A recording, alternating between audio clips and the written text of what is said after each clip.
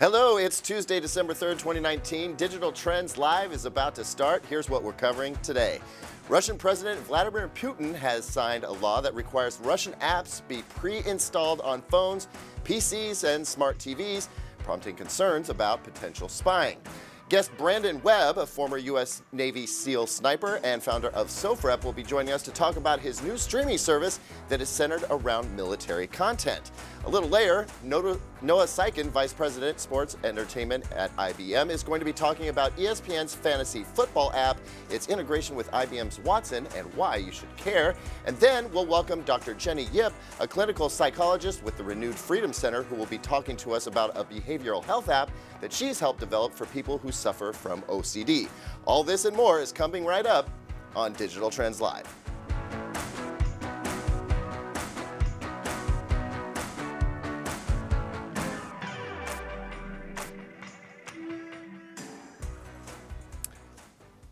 Good morning. Welcome back. I'm Caleb Dennison with Digital Trends Live, and joining me this morning is none other than Ms. Adrienne Warner. How are you? Good morning. I'm doing well. How are you? I'm doing pretty well. It's kind of a, I don't know, spy kind of day, a little bit of government surveillance kind of thing. Everything in the news, it seems, is revolving around that. Yes, we have a theme today, which I always love a good theme.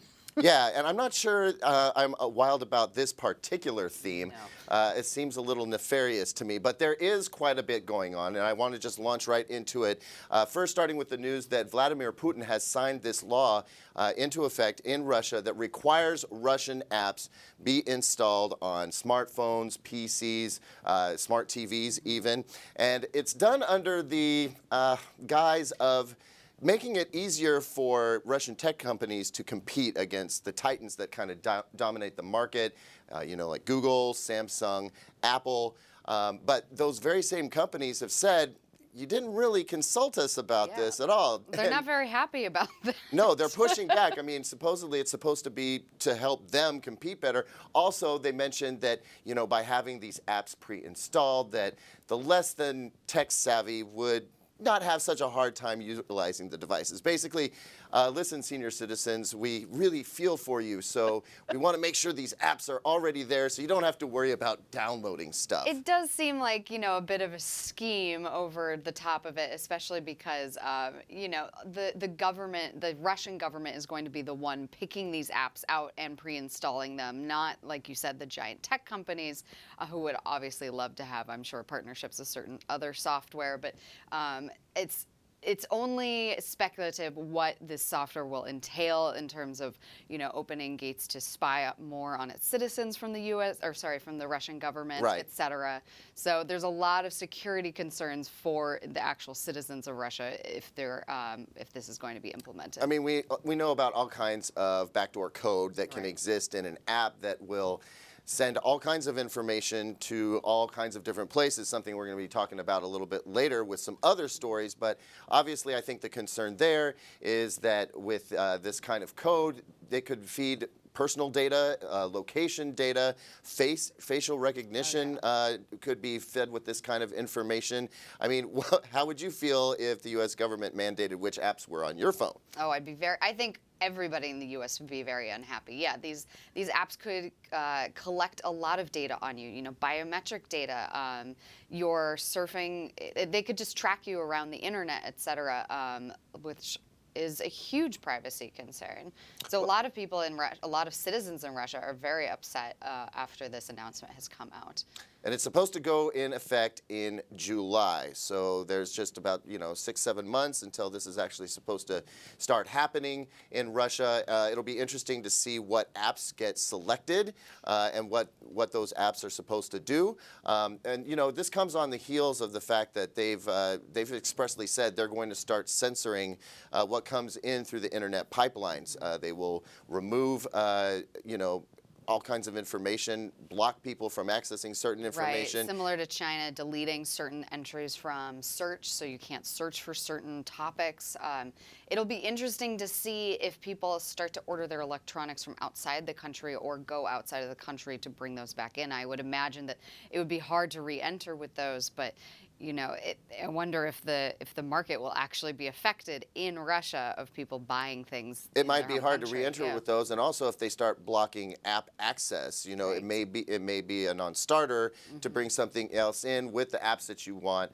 If you can't even use them because they get blocked, Right. that's a big problem. So this is obviously a developing story, something that we're going to track as the time goes by, see how it develops. I want to move on to another story that hits a little bit closer to home, very close to home, as a matter of fact, because yes, this was a statement issued by the FBI here in Portland, Oregon, regarding everybody's probably large purchases over the weekend. A lot of people buying smart TVs, and this is a warning from the FBI about the security on your smart TV and the fact that it could potentially be watching you. Yeah, the the FBI issued this through a field office statement, basically calling us lazy. I have a quote here. It reads, "Hackers can also take control of your unsecured TV. At the low end of the risk spectrum, they can change channels, play with the volume, and show your kids inappropriate videos. In a worst-case scenario, they can turn on your bedroom TV's camera and microphone and silently cyberstalk you." So what they're saying here is that you know, the voice activation, the voice control that you can implement with today's smart TVs is there basically for your lazy butt so that you don't have to, you know, click on something to go to a particular channel. Nobody can ever find the remote, so that's probably what it's trying to solve, right? Well, that's part of it. You know, also doing searches to find the content that you want to watch and get to it a little bit faster. But the funny thing about this for me was how out of touch the FBI seems to be with the state of smart TVs today, because they reference built-in cameras that, you know, activating the camera on your bedroom TV, for instance.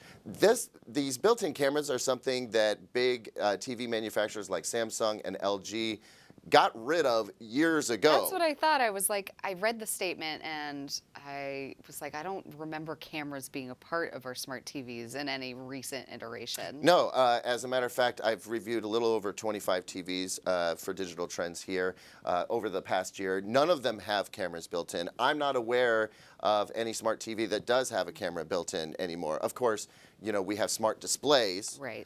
Like the, you know, Amazon, Google's Nest Studio Hub, Amazon's own display that's kind of paired with the smart speaker. Those do have cameras. Facebook, of course, has one as well.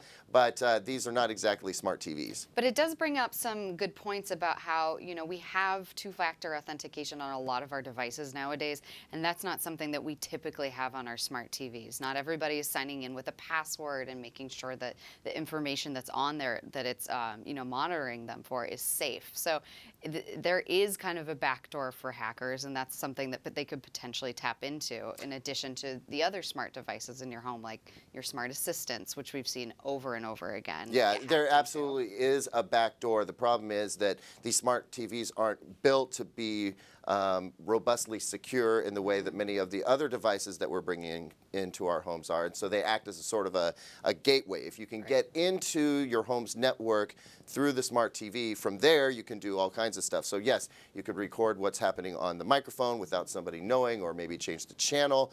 But what's more worrisome is how you could possibly access other smart devices on the network that are that they're basically relying on the network's security for their own protection and security. So it is a little, yeah, it's definitely a real concern. I just thought it was kind of funny the way the FBI put it. It was written in sort of a pandering way. I know.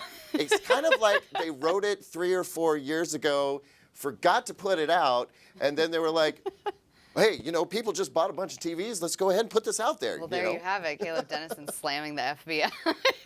Listen, I mean, I'm right here. I'm right here in Portland, FBI. If you want a little bit of help, give me a call. That's we right. can talk this stuff over, maybe modernize your statement. But it's interesting. You know, this gets raised every year in one fashion or another. Somebody does a recent hack. You know, the hacking convention will freshly hack a TV again and bring this to the forefront of the conversation. In this case, it just happened to be the FBI that did it for us, which I think is very interesting. So I wanted to move on to TikTok. Yes. Again, TikTok in the news. A new class action lawsuit was filed in the state of California in federal court, basically asserting that TikTok is harvesting vast amounts of its users' data, which could be used to identify them and track them. Are you familiar with this story? I am just a little bit.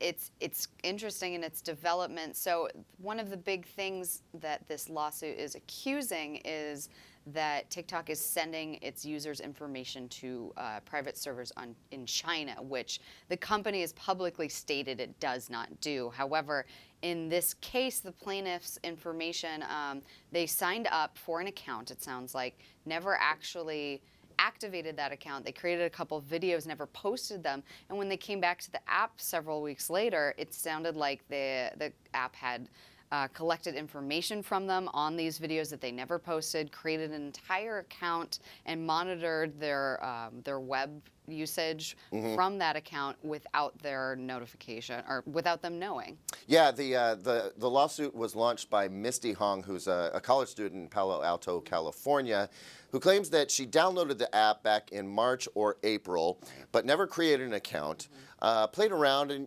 took a few videos, but never saved anything, that it would be more or less a draft video, but then determined that it had indeed taken all of that information and launched it off to servers in China. So she must have gone into the back end of the app and determined that that information was indeed shared. And this comes on the heels of the United States government launching its own investigation into the app, which, by the way, surpassed 1.5 billion downloads as of November. And that's just TikTok. I think it's ByteDance, which is the Chinese parent company that runs TikTok, has a whole bunch of users that have downloaded its version of the app in China. So 1.5 billion just exists, outside of China and the United States and other areas. But the United States government has also witnessed that this app has been sending information off to servers in Singapore without really divulging what its privacy policies are. I mean, the privacy policies seem to be a little bit dodgy. This is an ongoing conversation. Now this class action lawsuit goes into effect, which means that a whole bunch of people could pile onto this, and that could spell some real trouble for TikTok. Or at least, a demand for it to actually address these security issues and put out more robust, policies. Yeah, I think the main concern here is that we're talking about video. We're talking about close-up of people's faces. And when we're talking about, facial recognition, that's kind of a big concern. If it goes into this big data farm, your you face... could enable people to be making thousands upon thousands of deep fakes and, faking information, collecting biometric data again.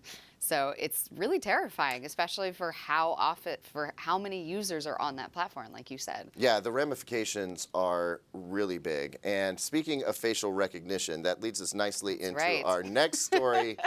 Our own government, the Department of Homeland Security, is talking about expanding facial recognition checks to include U.S. citizens. So right now, you leave or re-enter the country, U.S. citizens are exempt from having their face scanned and then registered in a database and compared to data that they have on hand.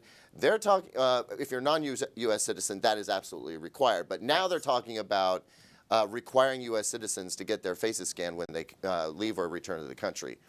Yeah, this is something that is obviously the ACLU came out and said that this is something that is really invasive, could expand government surveillance on U.S. citizens, which is something we are exempt from.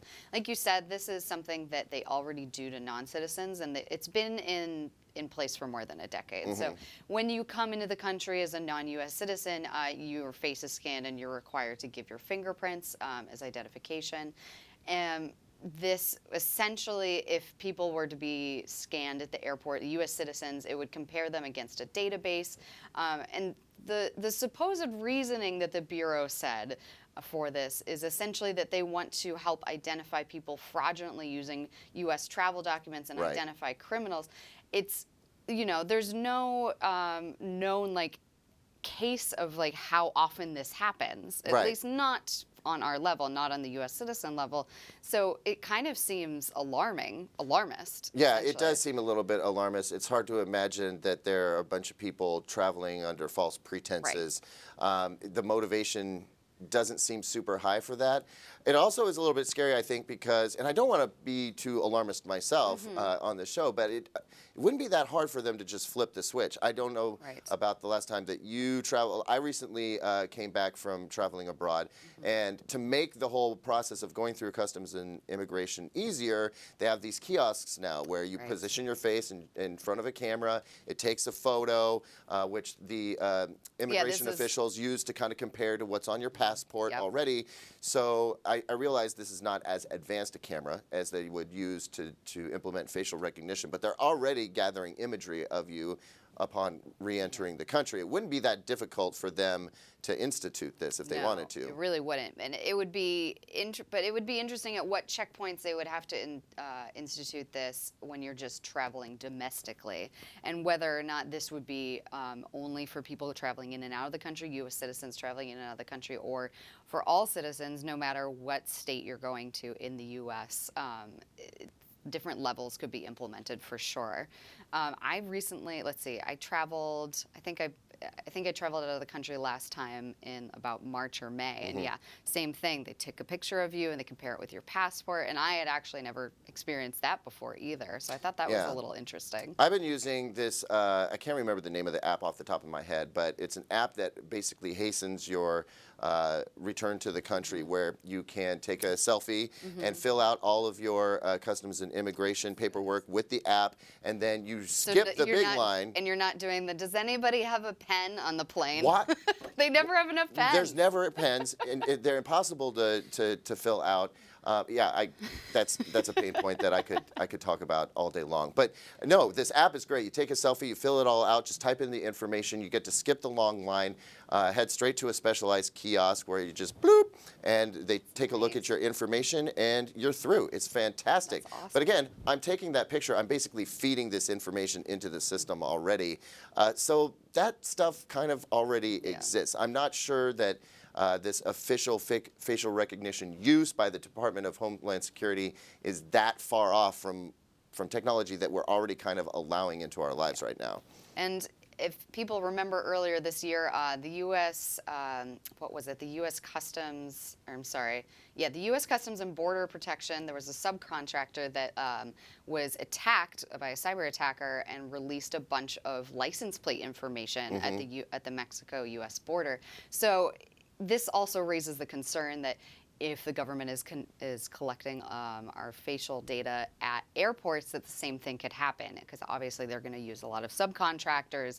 They don't have quite the force to collect all that data themselves and monitor it safely. So, you know, security concerns about being surveilled, and then security concerns about keeping that data private.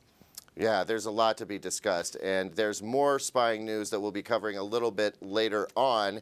Now I'd like to do something a little bit more lighthearted, if you will. Do you like coffee? I love coffee. Got coffee right here. I want to drink some of it, but now is not the time. I drink coffee every day. I want to do something a little bit different today. We're going to do, obviously, we just got done covering all the Cyber Monday craziness before we did Black Friday deals. The deals will continue. It's kind of like Cyber Week, Cyber Month. Yeah. At some point, it's just going to be Cyber Year. It's all sales all the time. It's going to be Prime Day, and Cyber Monday will merge into like an Uber Cyber Prime Day. Yeah, Cyber Prime is exactly, it sounds like something off the Transformers, but really it's just great shopping. We're going to have plenty of great shopping for the rest of the year. So today we wanted to do a little deal of the day, our product deal of the day, and that would be the Nespresso Original Espresso Machine and Milk Frother Bundle. It's a single serving machine, kind of like a Keurig, right? But it's for espresso. It's an elegant design. It has a proprietary cup. Say that 5 times fast. Proprietary cup. It's made of aluminum, so it locks in the freshness. You're not, basically shoving a whole bunch of hot water through plastic, which, some people don't like. It's 100% recyclable. Oh, that's great. Yeah. That's the reason I don't own the one yet, but, maybe I will take a look. This is on Amazon, this deal, and maybe I'll take a look and grab one later. What's cool is, so the pod helps create the espresso, but it also has a milk frother on it, so you can do the cappuccino or the latte finish. price, you know, depending on how much foam you want in there. Or a mocha. Normally these things run $300, but right now they're on sale for $160. Awesome. And I got to tell you, I was in Germany recently, and they had a similar machine that was made for, you know, pulling espresso shots. It did not even have the milk foamer part, but I'm telling you, just the espresso that came from this little K-cup style machine was delicious. An order of magnitude better than anything that I've ever had. Now you toss on that milk frother, and I mean, it makes a ton of sense. Oh yeah, espresso machines are insanely expensive, and this is, you know, a much cheaper but still really high quality option. Well, not only that, but like I used to be a barista back in the day. In fact, I was a barista at the airport. One of your many lives. I have a lot of them, but yeah, no, I used to show up at the airport like 3 in the morning, you know, and have people watching me as I was like loading the case with the bagels and the pastries and the what have you, and they would just stare me down like, why aren't you open yet? And the thing is, you got to warm up the espresso machine, get everything ready. But then when you start pulling shots, you've got to put the right amount of espresso in the little handle, tamp it down just so much, not too little, not too much, because you could end up jamming the machine up, or it may not pull at all. And then you got to pull the shot. It takes a while, and what you get is really delicious coffee, but it's kind of a pain in the butt. Yeah, and it's a lot of work. The home machines are no different. Plus, then you got to get rid of the grounds, and is it a neat affair? Not really. I don't know if you're like me, but I have coffee grounds splayed all over my garbage can. It's not pretty. This makes things so much easier. This is a good use of technology. Good. Never mind the facial recognition and the spying on me with the smart TV and the back doors into my home. It's just a coffee machine. Normally $300, now it's just $160. I think on that Amazon, is correct? a great deal. On Amazon. Great. On Amazon. All right, so thank you for joining me to run through this news. It me. was not all pretty stuff, but no, but you know what? It's good to recap. It's good to dive in and kind of figure out like what the warning signs are. You know, keep an eye out. Always, you know, refresh your passwords. Yeah, exactly. My PSA for the day. Let's do something a little bit more fun. Okay. Can we just get a little lighthearted for a second? We're bringing back a segment that, you know, makes an appearance every once in a while. Yay. This would be Read 'em and Weep. This is where we go through a bunch of social media posts from our fans, followers, and maybe not so fans to see what you have to say about the stories that we're writing, about the videos that we're producing, and, you know, put them on air and talk about them here. All right, Jackie Cooper on Twitter says, hey, at Target, I shop online to avoid the line. Cyber Monday failed. Let's see. This item's so hot, there's a line. Apparently, this was online on Target. There's a line to shop online? Oh, I see. So this person's trying to put something into their cart, but there's a line for the product. And she's saying that, hey, I shop online to avoid the lines. At all. But that's crazy. Honestly, though, this is a story that I heard a bunch, just anecdotally from friends, that they were online both Black Friday through the weekend and on Cyber Monday trying to get these deals. And not only were the deals disappearing, stuff running out of stock, which you kind of expect in a blitz, but the websites were having a hard time handling the traffic. I bet. And I mean, you know, a lot is done to try and prepare for this kind of shopping blitz. So normally, you know, these retail sites are on top of it, but everybody was just kind of crashing and shutting down. Things were disappearing out of shopping carts. It was a little bit of a mess, you know, not unlike cyber cluster. Bum rushing a store and getting stuck in line and then, you know, finding out that they don't have something there or they don't have the price logged into the system, and then it just, you know, there's just no escape. There's just, This time of year, that's just how it goes. Jackie Cooper, count on anything. Sorry you got stuck in line at Target.com. I guess, you know, there are worse things in life, though, right? Tess at Tess Bob Satoni. Last night I fell asleep before I entered credit card info for my online orders, and now the coupon codes have expired. Womp, womp. Womp, womp. Well, you know, maybe you shouldn't have been up so late surfing for those products. I mean, we all fall asleep at our computers now and again, right? That's tough. She must have been cyber shopping hard in order to fall asleep in the middle of all of that. Also, don't most retail sites store your credit card information? Must have been shopping somewhere that she hadn't shopped before. I'm really old school, and I put it in every time. I really like it when they have PayPal available. That's what I like, is I just say yes to PayPal. You kids and your PayPal and your Venmo. I don't know anything about that. I have no knowledge of any Old of that man stuff. Dennison railing against PayPal. Well, I guess because we've been chit-chatting so much about spying and whatnot, that's all we have time for with the Read 'em and Reap. It seems that people were indeed shopping over the weekend. Shocker. I hope that they were taking our deals here on Digital Trends Live, because we had a lot of deals that we were highlighting over the weekend, so I hope they cashed in on a couple of those. So many deals. Well, when we return, we're going to take a quick break here. When we return, Jeremy Kaplan out in our New York office is going to be talking with our first guest of today, which I believe is Noah Syken. He's with IBM and Watson, and they're talking about how IBM Watson is integrated with ESPN's fantasy football app. Awesome. And why you should care about that. That's coming up next on Digital Trends Live.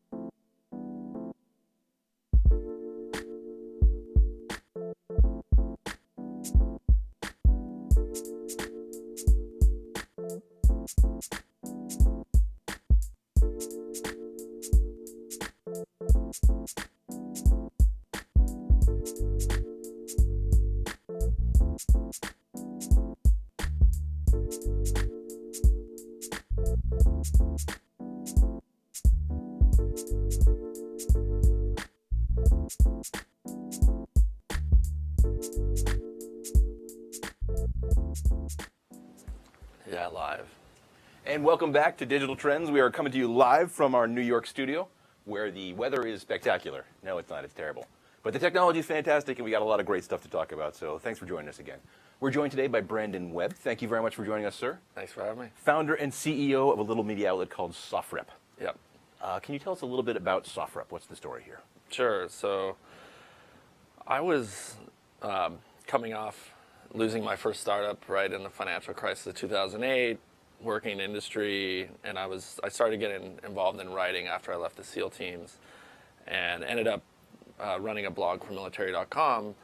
And every time the blog was around gear and kit for guys. Sure. And anytime I told a story about the SEAL teams, it's just the audience blew up. And so I saw this opportunity to create a media site in 2012 around the military and special ops world, where, believe it or not, back in 2012, you could play the video games, you could read the books, there was movies, but there really wasn't much on the web in the form of like information. And I think there's always been an appetite for military history, military content out there. Absolutely. Cross-generational. I was talking earlier with one of the Digital Trends team members that if we look at the top military YouTube channels, 25% of the subscribers are under 17. So there's this like massive Gen Z interest as well. I think they grew up with seeing the Navy SEALs on TV, and so there's this interest in that world. A bunch of fantastic movies that really show you the grit and the glory behind it. So SOFREP really... So step back here. So you spent a couple years as an actual Navy SEAL. Yeah. SEAL Team 3? 10 years, yeah. 10 years. Yeah. Served a couple missions overseas. Yeah. Went to Afghanistan right after September 11th. Came back, got involved in the sniper training, and ended up getting promoted into the role of course manager for the sniper program for the SEALs. So all the kind of modern snipers that we know about from the SEAL teams, like Marcus Luttrell, who wrote Lone Survivor, which became a movie, and then Chris Kyle, the American Sniper, his book became a movie. Those were all SEALs that came through the program that I was a part of. Worked directly with those guys. Yeah, knew them very well. So, and then now I find myself running a digital media business, which is crazy. That's what I'm sitting here going. Crazy. Those two things don't seem to align, right? That at least what we know about from SEALs, from the movies that we watch, it doesn't seem to align with the guy that founds a big media company. Writing and blogging got me into it. Like that, really, the getting my start at military.com and kind of getting immersed in that world and really enjoying it, like creating content and building audience. That gave me the idea to launch SOFREP.com. And the big vision today is, I want to essentially become the Marvel of military content. I see so much that we could do that in the world of like scripted shows as well, right? We started off, doing news and entertainment around the military, special ops community. But I look at some of these shows, like the content on places like Netflix, HBO, even Apple Plus is amazing. Like it's amazing where those shows can go as opposed to like traditional cable. Sure. And so I see the authenticity that our content team brings to the table, like what we could do in the world of esports and scripted television is massive. So I'm excited about that. Perspective that you guys bring too. We talk a lot about something called inherent bias. You see it often in artificial intelligence, where you have a group of mostly white, mostly young kids, mostly male, sitting in a room, and the artificial intelligence they build is mostly designed for them. Yeah. And I think you probably see the same thing if you look at your Hulus, your Netflix, your Amazons, whatever. Bunch of younger, mostly white, mostly male guys programming in a room for younger, mostly male white guys. So bringing in a different perspective seems like a necessity.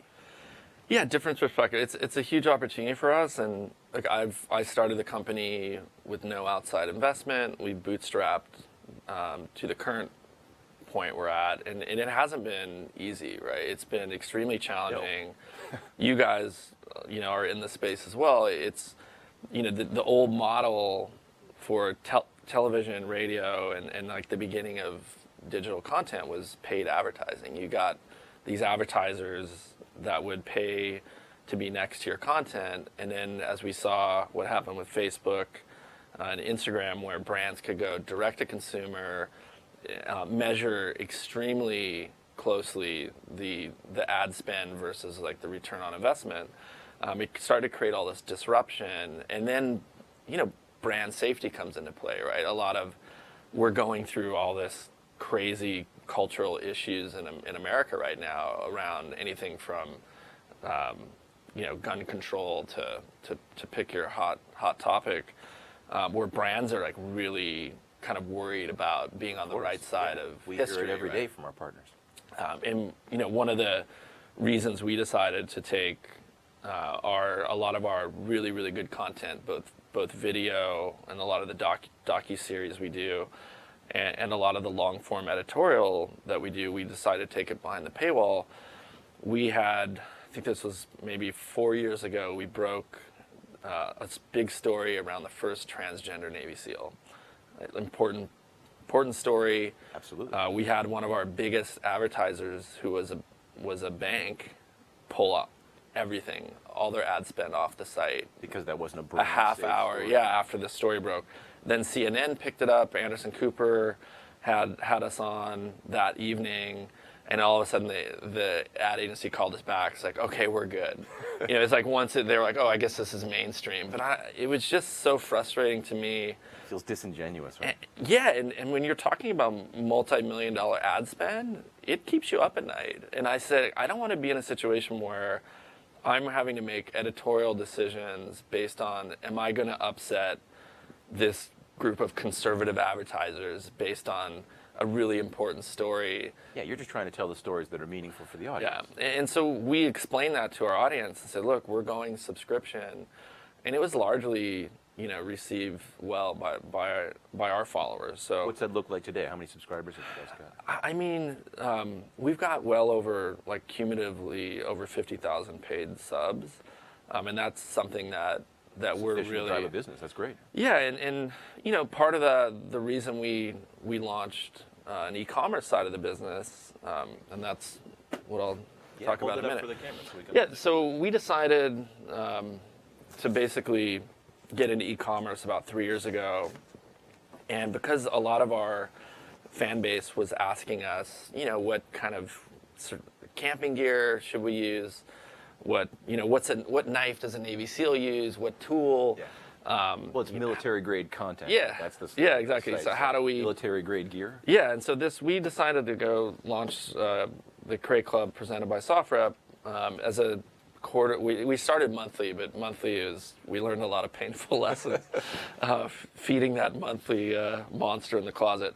We ended up switching to quarterly, but it's kind of like a James Bond in a box. It's mostly targeted towards men, although we target women buying for men over the holidays because gifting for guys is a tough thing. So I just brought one of our crates in today.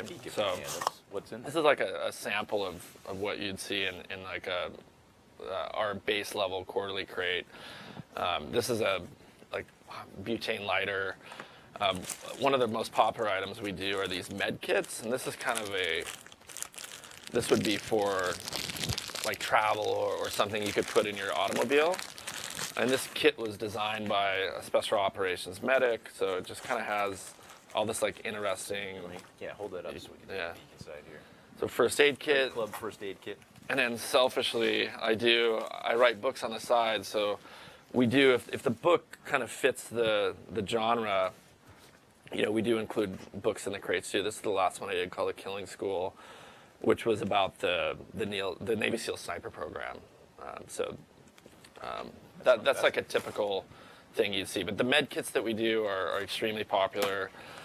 This is a dog tag bottle opener. So I dig it. That's cool stuff. Yeah. Anyway. So if people are interested, if they're curious, and this is yours. So where does one go to subscribe? You can go to SOFREP, right on the SOFREP.com. SOFREP.com homepage, or CrateClub.com. But all that stuff is right on there. You can subscribe to our digital content or the crate. Actually, if you're a Crate Club subscriber, you get access to our digital package as a part of the subscription. So you can double up. That's cool. Yeah. Well, Brendan, thank you very much for coming in. A real pleasure to talk to you. Yeah, thanks for having me. If you're looking for authentic military news straight from the source, SOFREP.com. Got some great trunk equipment you can get on a semi-regular basis. Quarterly, yeah, quarterly. Something we've been trying to do at Digital Trends, but it's not easy to get stuff like that off the ground. So congrats to you on running a successful media business in an incredibly challenging landscape. We've got lots more technology coming up just after this short break, so please do stick around. We'll be right back.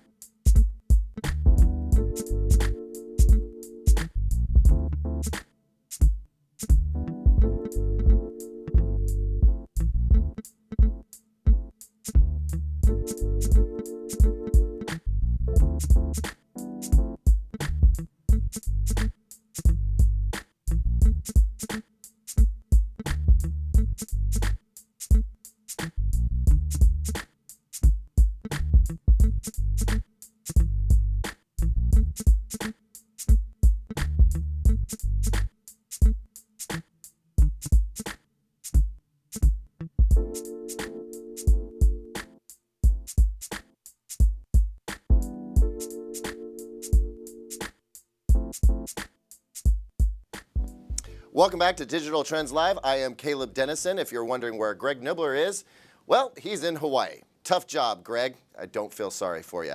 I do want to apologize for introing the wrong guest earlier. That was Brandon with SOFREP, speaking with Jeremy Kaplan out in our New York studio. We'll be talking with Noah Syken a little bit later about IBM Watson and ESPN's fantasy football app.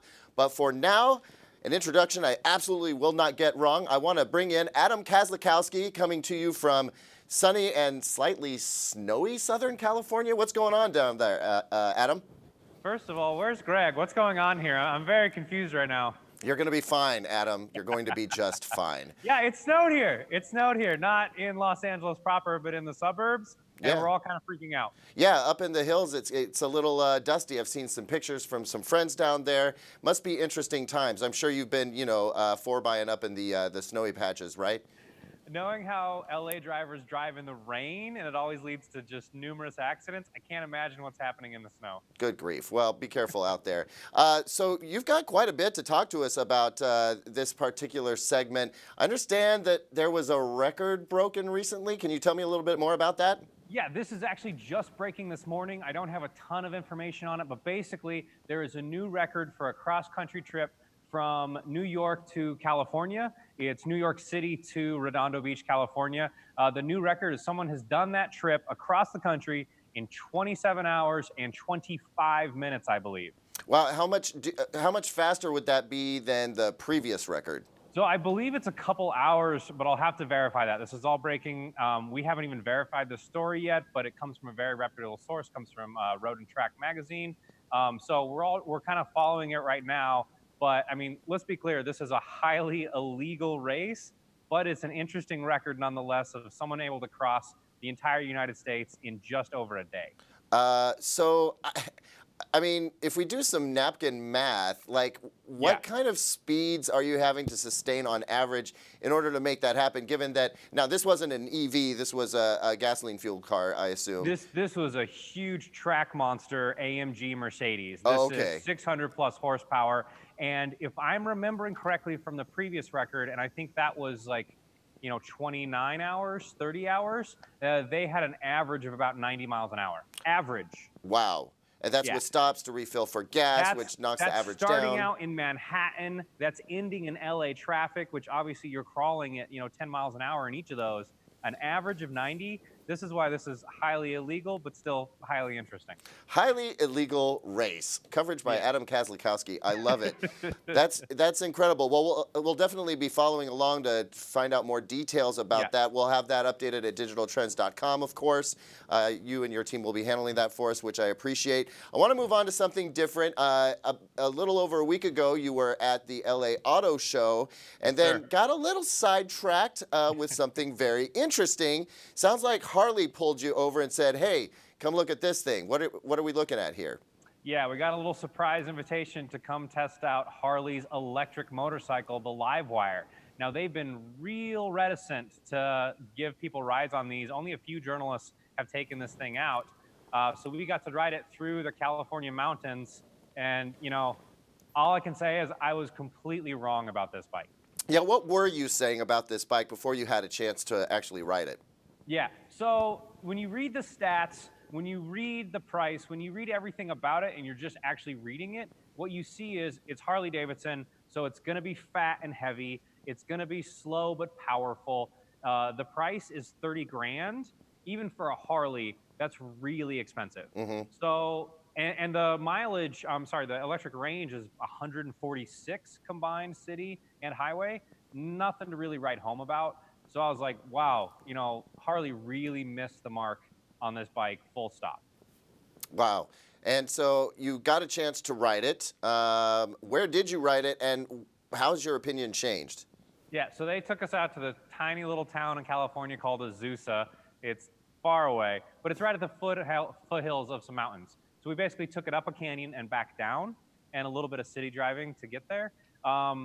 I will say, the big takeaway from the Livewire is because it's electric, because it doesn't have a lot of noise or vibration going with you, it honestly, no hyperbole, it feels like you're flying.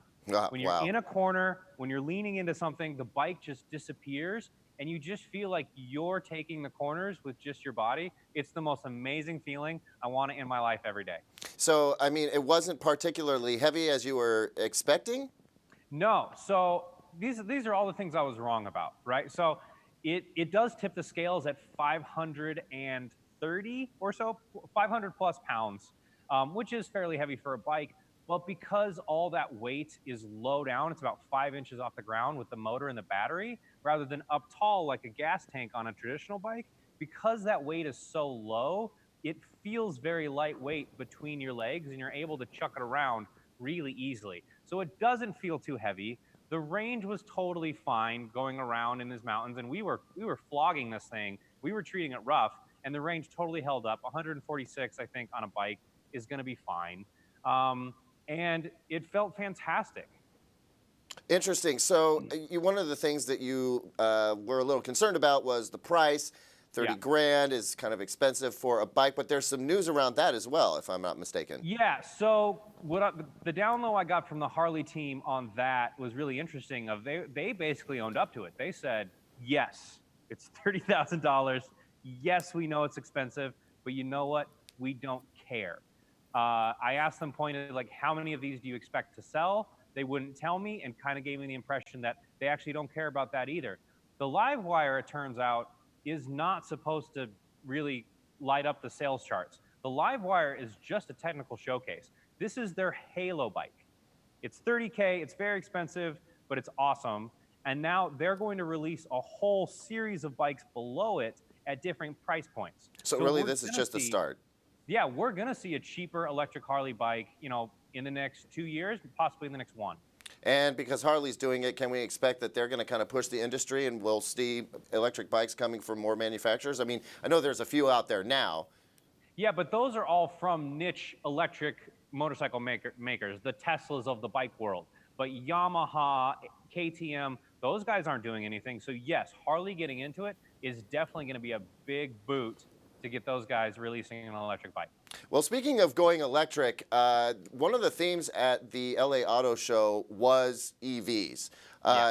It seemed that more mainstream automakers are getting into EVs, and you kind of described it to me earlier as sort of a sea change, not just for the show, but for EVs in general. Can you tell me about what you saw there and what's going on?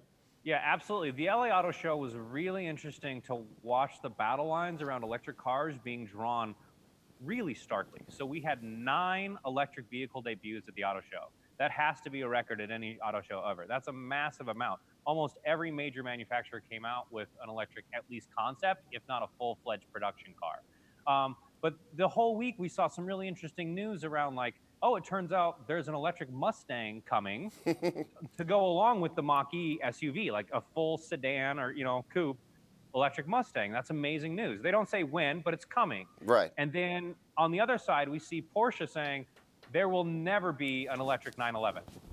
So we're starting to see these battle lines draw where people are saying, yes, EVs are the future, or no, they're not. Meanwhile, Honda and Toyota seem to be kind of towing that hybrid line. Are they making any motion there to go into full-on EVs? Yeah, so they have both said, and by they I mean their CEOs, have both discreetly said, we will not do EVs. We don't believe the technology is there yet. We believe the future is hybrids. Interesting. So that we have the hybrid camp. We have I'm sticking with internal combustion, at least for my sports cars, and we have the full EV camps.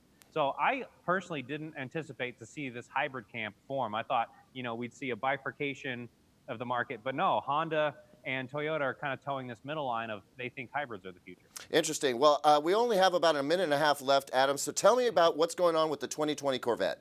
Sure. So a couple pieces of news, good news and bad news for the Corvette right now, as we just heard that they're actually going to lose about $20,000 on every base price Corvette. If you buy a Corvette for $60K, Chevy's going to lose money on that deal. Whoa. Which is really interesting. I don't think anyone's going to buy a base price. That's where packages come in and wheel combos and things like that. But the good news for the Corvette right now is the ZR1, their top of the line, is likely going to be hybrid, and it is likely going to have 900 horsepower. That is mind-boggling. I can't even get my head around that. I think they've made so many people mad with the mid-engine that they just like, fine, let's go all out. Let's do a hybrid version too that adds electric power to it. Just taking risks and throwing caution to the wind. Yeah, they've already pissed off those base fans, and everyone else doesn't care, so they're going for it. It's really cool. All right. Well, Adam, thanks for taking some time to talk about the latest in the automotive section. We really appreciate it, especially all that interesting stuff around EVs. When we come back, we are going to speak with Noah Syken. He is, part of the IBM Watson team working with ESPN's fantasy football app. We're going to talk about what that means and why you should care. Right back here at Digital Trends Live.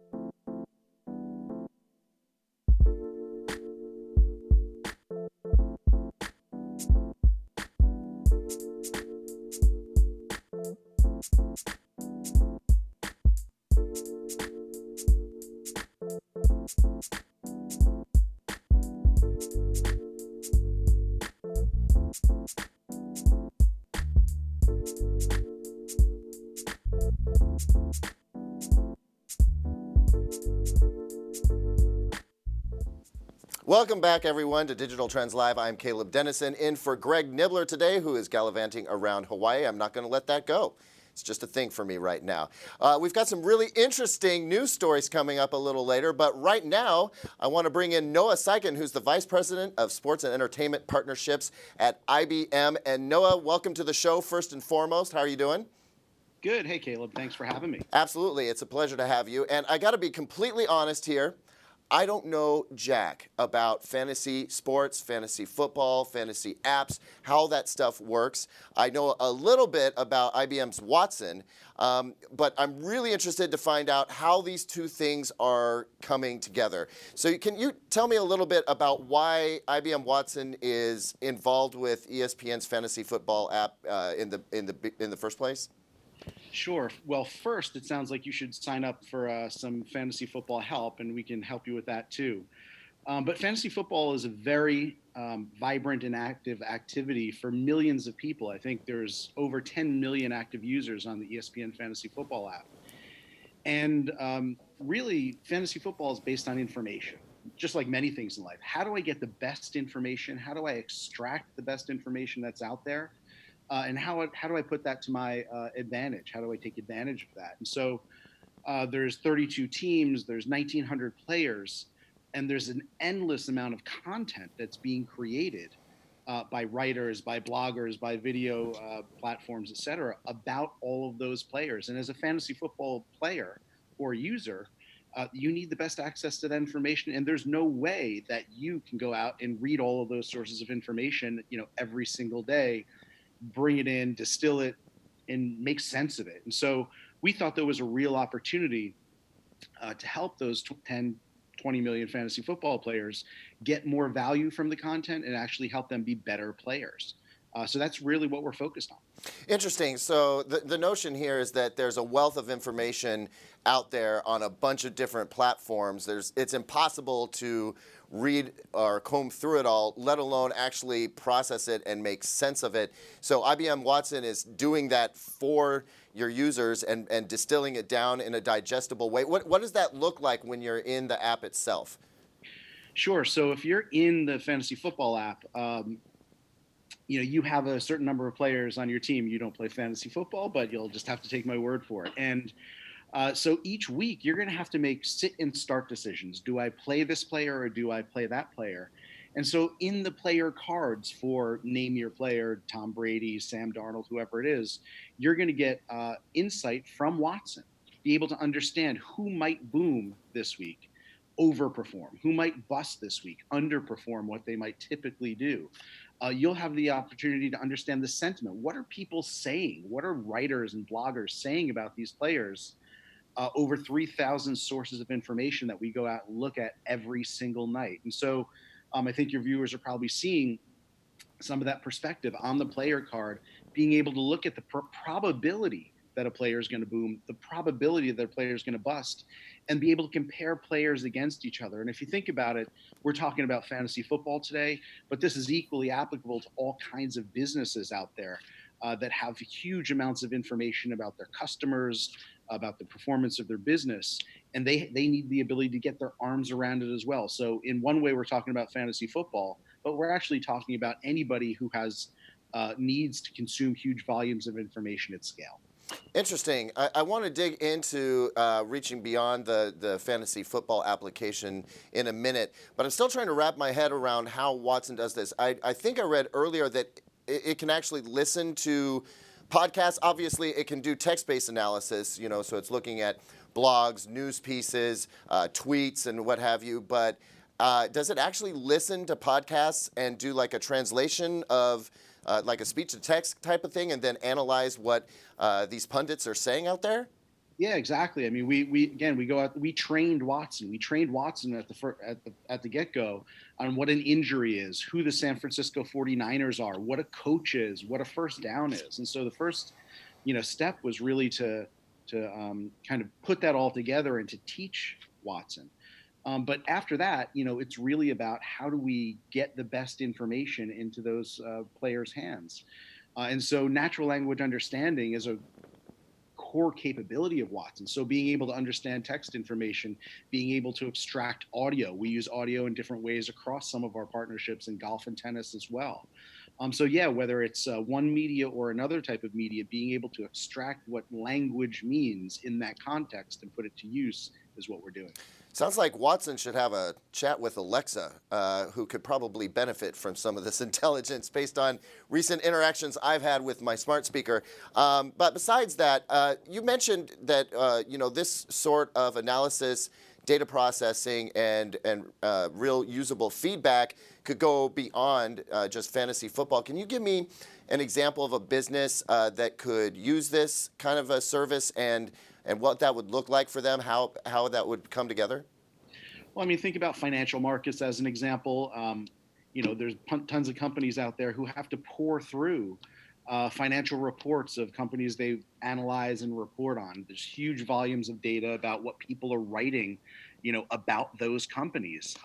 You can think about it in different contexts in legal. Think about all the case law that's out there and being able to understand what's in, what the latest decisions are. Or in the medical field, being able to understand all the clinical trials of drugs and understanding all the information that's across the medical dimension. So whether it's financial services, whether it's medical, all of these industries have huge volumes being written and more being written and created every single day, being able to understand the imagery, that's associated with some of those professions as well.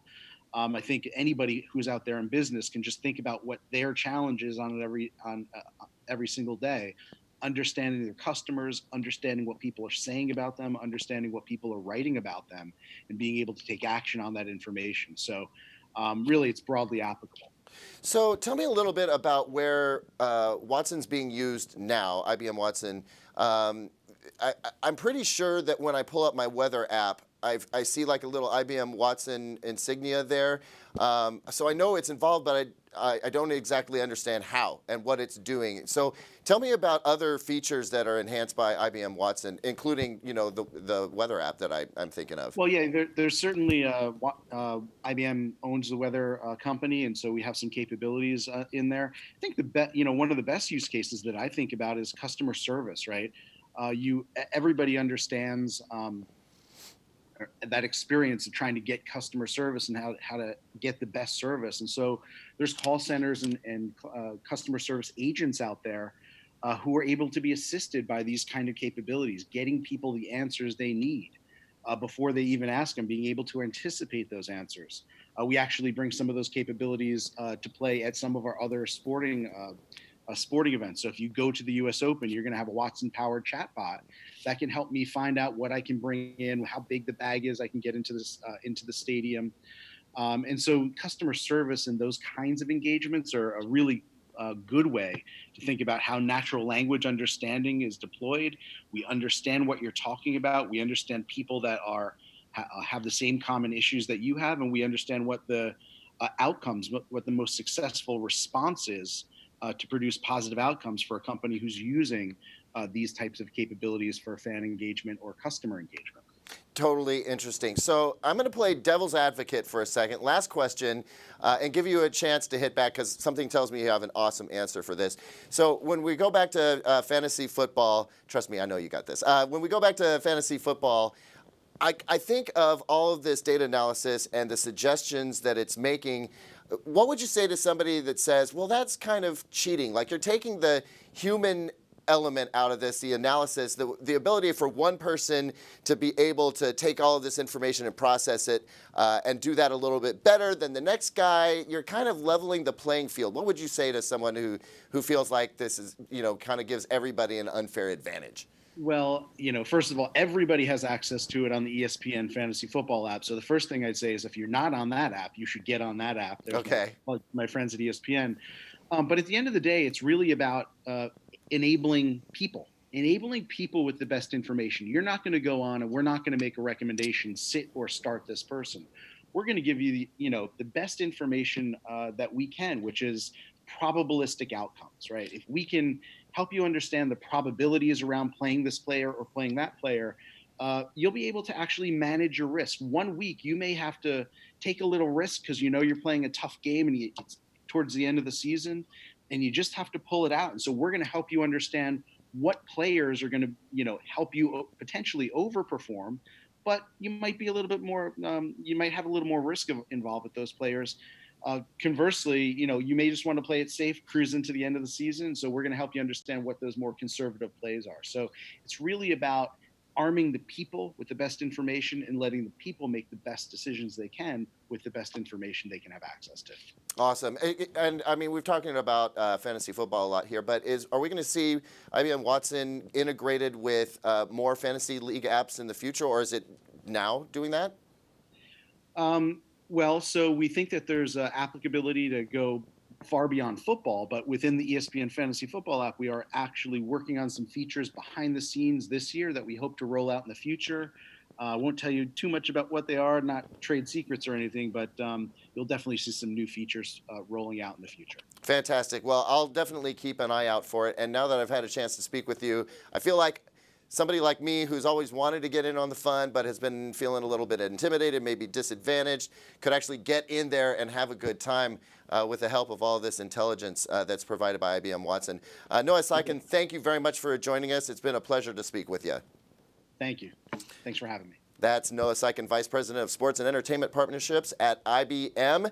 When we come back, we've got some fun news for you. Pablo Escobar's brother is up to no good again. The PlayStation celebrates its 25th anniversary, and Ring Doorbell is making news again. Why? Are the cops involved? Well, the answer is yes. All of that and more at Digital Trends Live when we come back.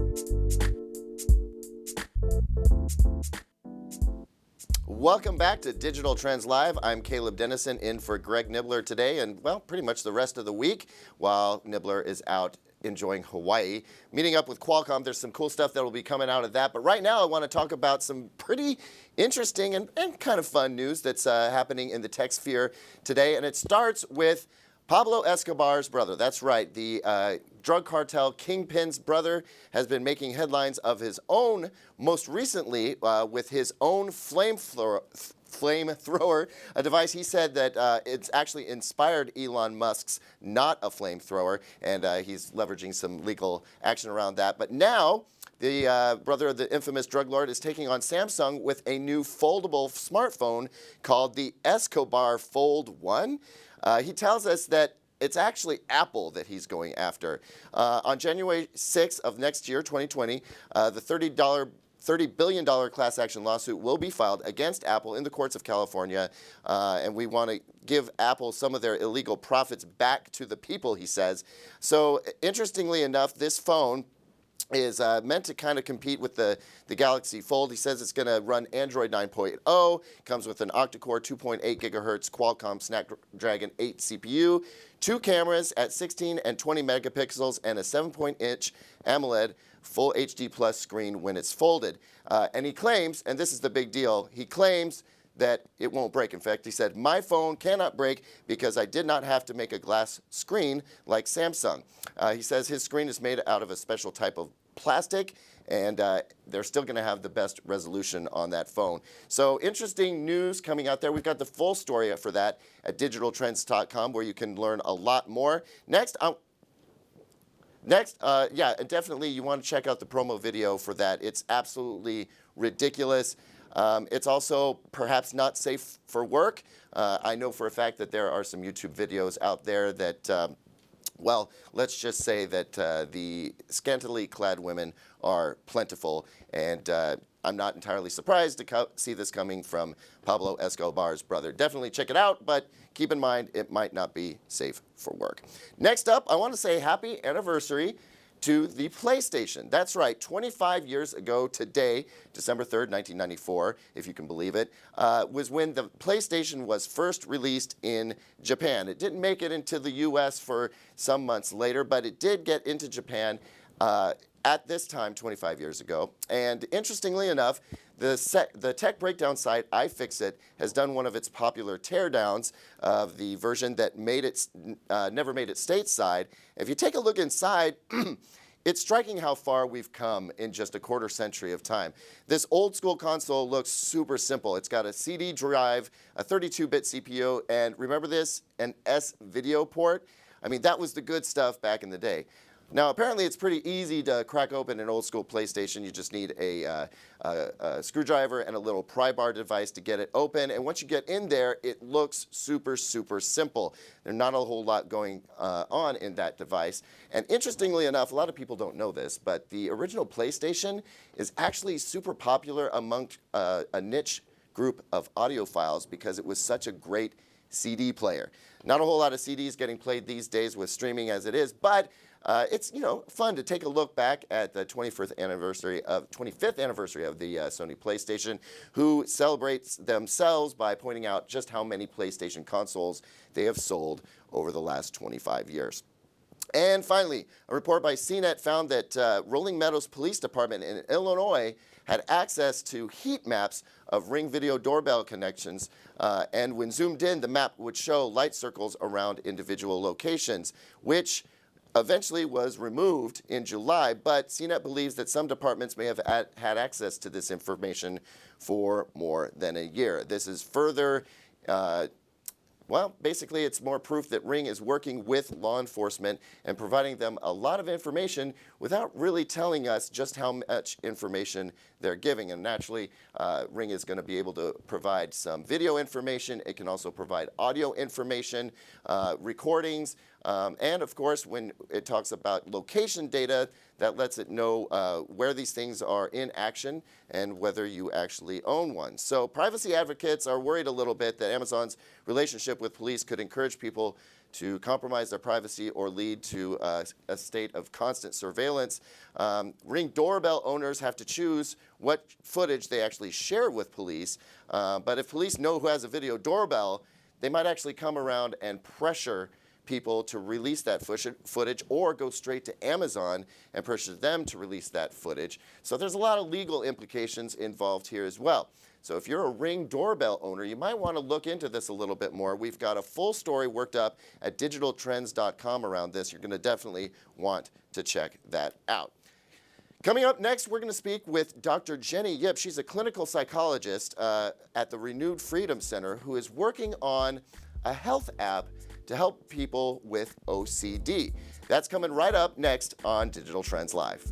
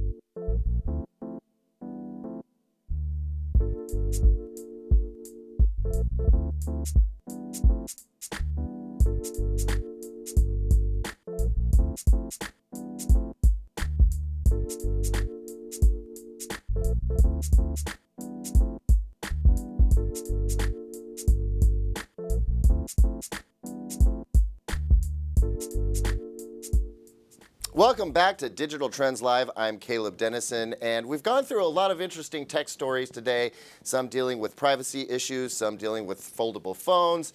I want to turn our attention to something that is doing good for the health of our community.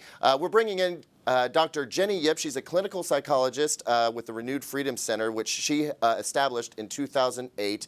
The idea here is to develop this app that helps people with OCD and anxiety. Dr. Yip, thank you very much for joining us. Thank you so much for having me. Absolutely. I'm really looking forward to discussing this. Before we go forward, though, I want for you to explain in the simplest terms. I mean, we're all familiar at some level with the fact that OCD exists, but I don't think that people really have a firm understanding of what it's like to live with OCD and the multiple levels of that. So can you first explain to folks, what OCD is and what it's like to live with that and what you're trying to address with this app that you've developed? Absolutely. So first of all, I did not develop the app. That's the first thing I want to clarify. The app was developed by the CEO, Stephen Smith. Okay. And I am on the board with the app. So to help clarify what OCD is, it is a very commonly misdiagnosed disease. So you have your obsessions, which are these intrusive thoughts, images, sensations that you do not want to have. However, you cannot help it from coming into your mind. So the way that I like to think of it, it's kind of like having a nightmare that keeps coming up, replaying in your mind like a broken record, and you cannot wake up from it. So of course, we don't enjoy being in this experience, and therefore we engage in compulsions to help us feel better. Anytime that we have an intrusive, obsessive thought or sensation or image, we try to do something about it, whether it is washing if you have fear of being contaminated, or checking if you have a fear of safety, or even something called mental ruminations, which is you're doing things in your head, whether it's checking or mentally feeling better by asking yourself questions, asking loved ones questions, and those are compulsions that you engage in to feel better. My understanding is that this condition is generally misunderstood and not very well diagnosed. Can you talk a little bit about that and why that is? I don't believe that there are a lot of people who understand what OCD is. Even if you ask, anyone you walk by, they'll say, "Oh yeah, OCD is just me wanting everything to be clean or everything to be organized." And it's not just that, because a person who's living having this nightmare that keeps replaying in their mind, um, doesn't just want their place clean or doesn't just want everything organized. It's a lot more substantial than that, and it can take over your entire life. So a lot of times, even practitioners can misdiagnose OCD with ADHD because of the lack of attention that you have, the lack of focus, because your mind is being hijacked by this OCD monster, and you cannot pay attention to, for example, your class or your work. So it's often misdiagnosed with ADHD. It can be misdiagnosed with autism because of the repetitive behaviors that you engage in to feel better. Those are the compulsions. It can be misdiagnosed with anxiety. Obviously, when you are having this nightmare that keeps replaying in your mind, you're going to feel anxious. Naturally. However, some clinicians aren't able to distinguish between general anxiety versus OCD.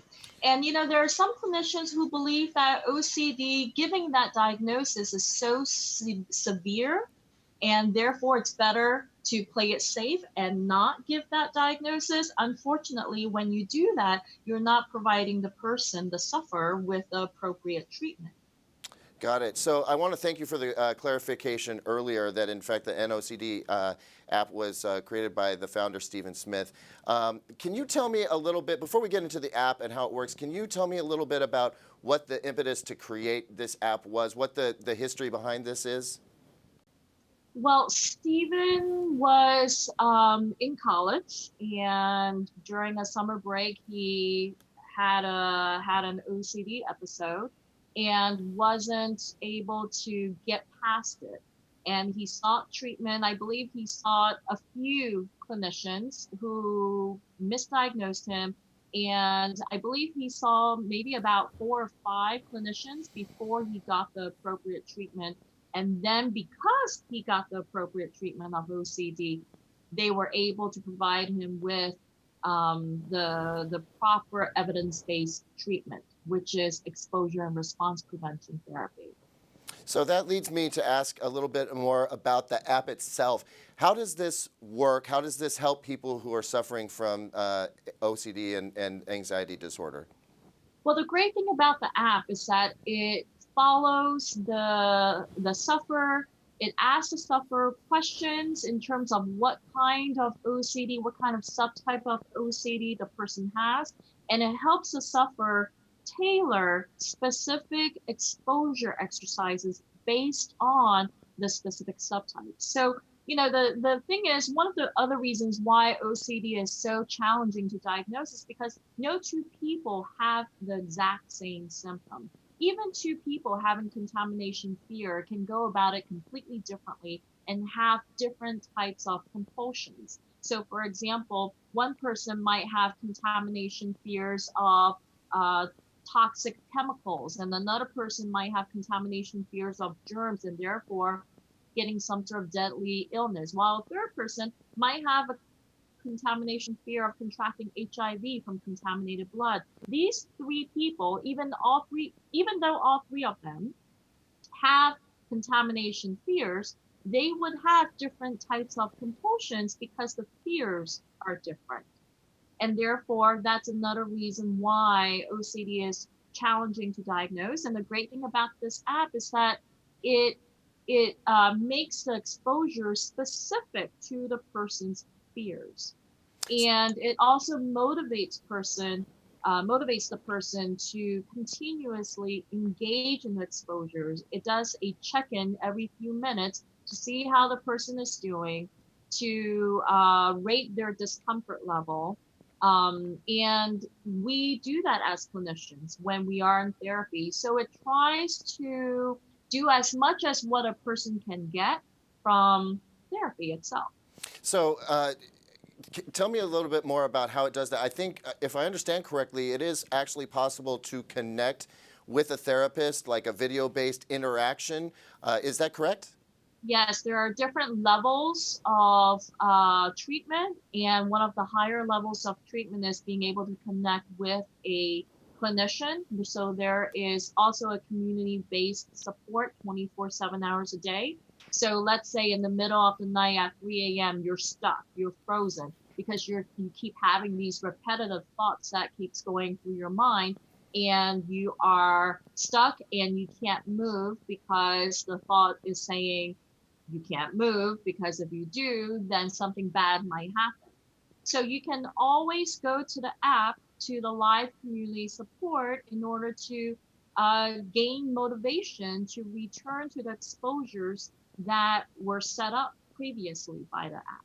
Is one of the goals here to provide access to care in, my understanding is that it's very difficult to get care for some folks. They don't have very good access. Are you increasing access to treatment and therapy for folks who suffer from OCD? In a way, yes. I mean, there are very few experts, OCD experts in the country and the world. So what this app allows is for people to gain access to treatment to a clinician who might be 100 miles away, which wouldn't be conducive to you traveling to on a weekly basis. So that is one of the benefits of the app. Fantastic. Well, Dr. Yip, thank you so much for talking to us about this. I think it's a really valuable message for our viewers to know that this kind of thing exists, and so they can go and find it at the App Store. Is that right? That is correct. Fantastic. All right. Well, Dr. Yip, thank you so much for joining us. We really appreciate your time. That's LA-based clinical psychologist Dr. Jenny Yip, who sits on the board of advisors that created NOCD, an app that helps connect people suffering with OCD and anxiety disorder with therapists and treatment. That is it for our show today. Thank you for joining us very much. Tomorrow, Greg Nibbler and Riley Wynn will be recapping their first day at the Qualcomm Snapdragon Summit in Maui. That's right, they're in Hawaii. They're roughing it for 5G. Thank you guys very much. We'll likely have some product and partner announcements, so definitely stay tuned for that. Also, Editor-in-Chief Jeremy Kaplan and mobile editor Corey Gaskin will be hosting the show out of our New York studio tomorrow, so keep an eye out for them. Jeremy will be joined by actor Rich Ting from Amazon's Man in the High Castle as he discusses that show's approach to the series finale at the end of the season. For those of you who haven't watched that show, it's a visual masterpiece as it plays out an alternate history as if the Nazis and Japan won World War II. It's a great show. I love it. We'll also be cutting our show a little bit short as we'll be taking in the live feed of the SpaceX launch at 12:51 p.m. Eastern Time tomorrow. That's a resupply mission to the International Space Station using the Dragon spacecraft. Thanks everybody for tuning in. You can find us right back here tomorrow, wherever you consume content, at 9 a.m. Pacific, 12 p.m. Eastern. That's it for me. I'm Caleb Dennison for Digital Trends, and this has been Digital Trends Live.